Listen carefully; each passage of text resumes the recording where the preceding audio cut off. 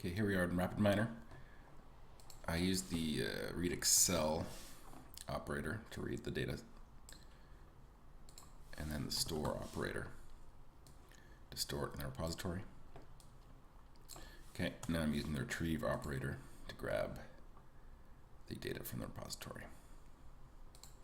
Okay, this is some sample data looking at sonar readings and deciding if the object it found was a rock or a mine. Okay, so let's look at our distribution here.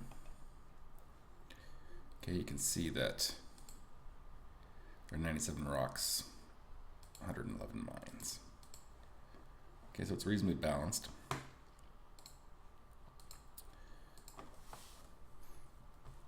You have to tell RapidMiner which column that you want to predict or classify. Okay, so use the set role operator and pick the right column. In this case, is class. And target role is label. Okay, so that means it's going to try to predict or model that attribute. It's kind of like the y variable in your regression. Okay, and that turns this column pink, one special attribute, meaning it's a label field.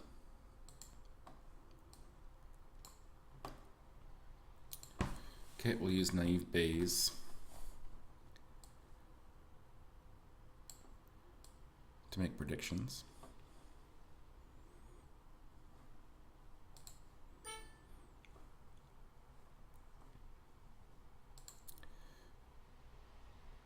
Okay, and it gives us the weights or the proportions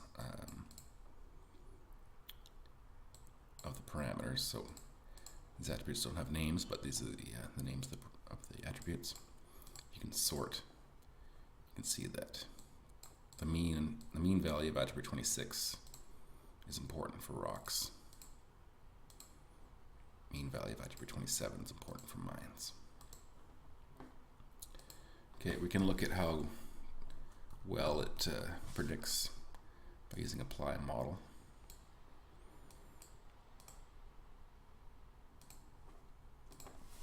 And then using the performance operator.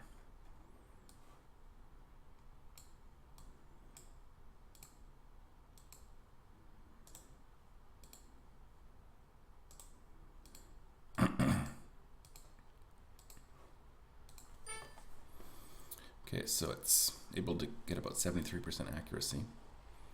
So it predicts rock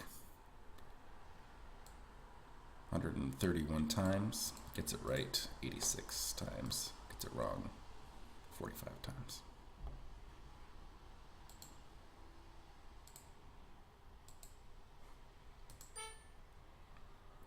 Okay, so this is the original data, and these are the predictions that naive Bayes has come up with.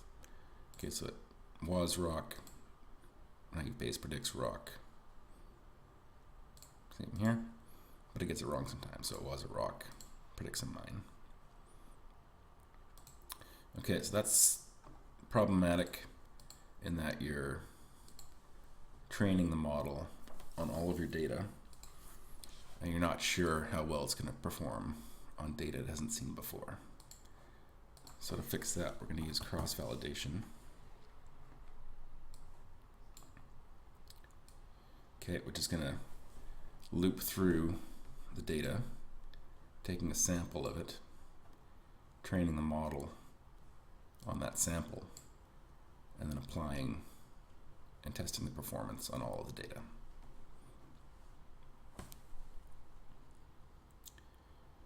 Okay, so this is an inner operator. It's this little blue window here.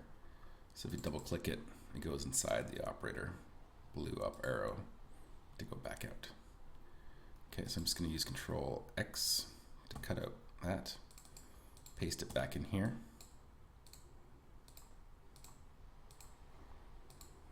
Same for these two.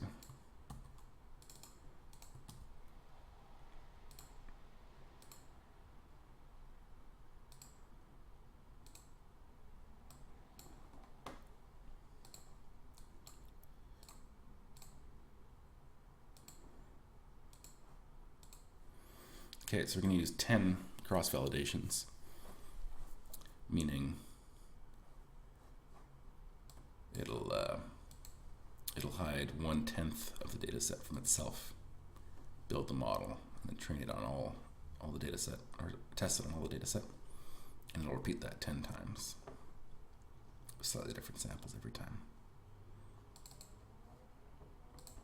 Okay, so let's run that. Okay, so the accuracy's fallen a bit. We now have a range of accuracies. Okay, so on average, the accuracy is about 67%. Worst case is about 59%. So 66 minus 7. Best case is about 73, 74%. Okay, 66 plus 7.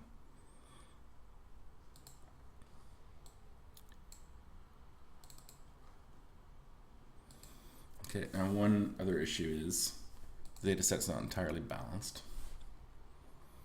So if we look at the data set again,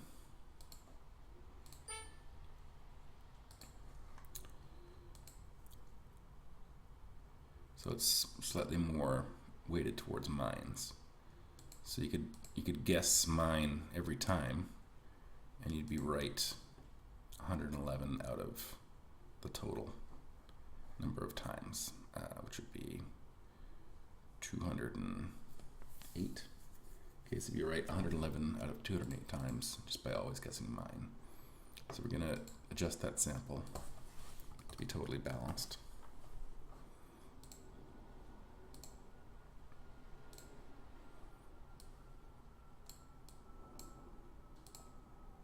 Using the sample operator. Okay, so absolute sample, balance the data.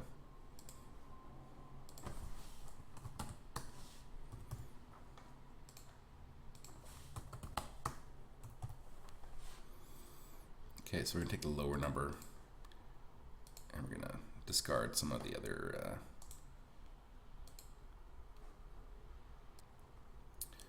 mine rows.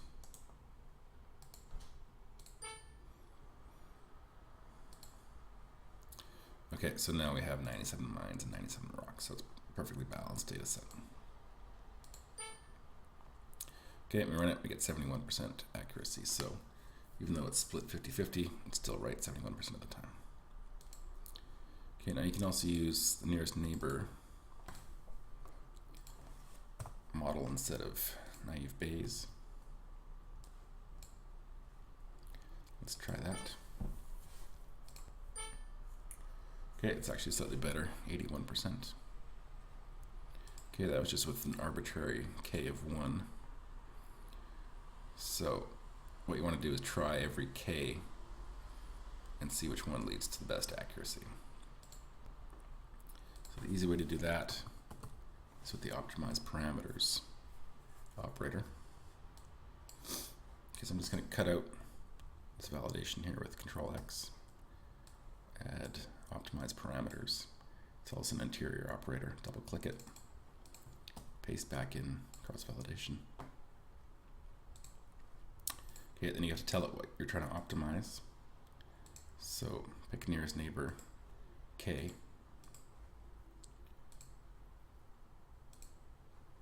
I'm not sure how many rows there were, but we'll try it. 1 to 100 k's in 100 steps. We'll try the weighted vote, yes or no as well, which will weight the distance between points. Okay, and if you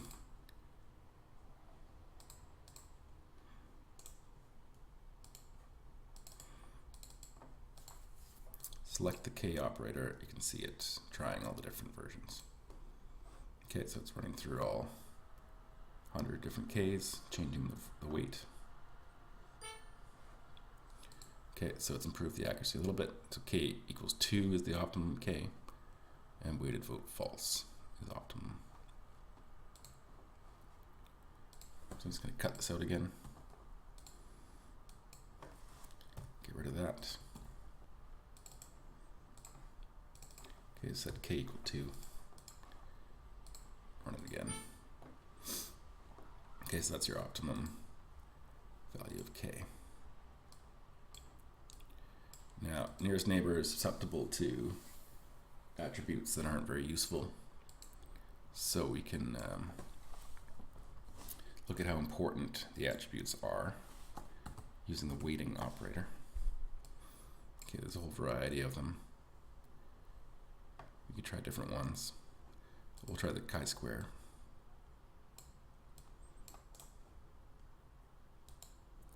So in RapidMiner, you can use breakpoint after. It'll pause RapidMiner and show you the output of this operator here, or this port here.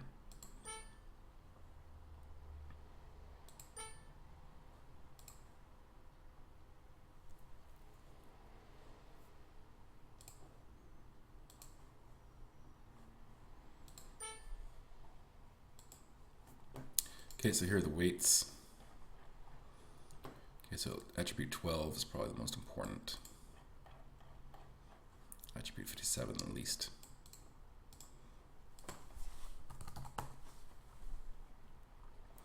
Okay, you can also select by weights. Okay, and we'll pick, say, weights that are only over 0.5.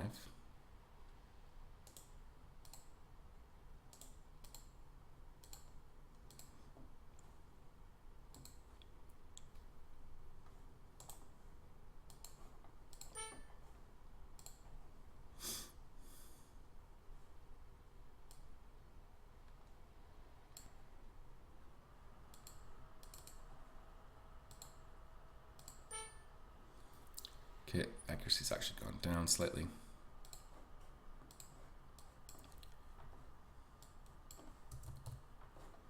Change the weighting here. Okay, there's your accuracy. So this might be more important in your lab. Okay, so we retrieved the data from the repository. We set the role. Okay, so saying that the one particular attribute is the label that you want to classify. We sampled the data to balance the labels of the field you want to classify. We looked at how important the various attributes are to the classification using one of the weight operators. We only chose some of the weights that were above 0.1 or higher. We used cross-validation to avoid overfitting. Used a couple different models. Applied the model to the data and looked at our accuracy. Okay, thanks.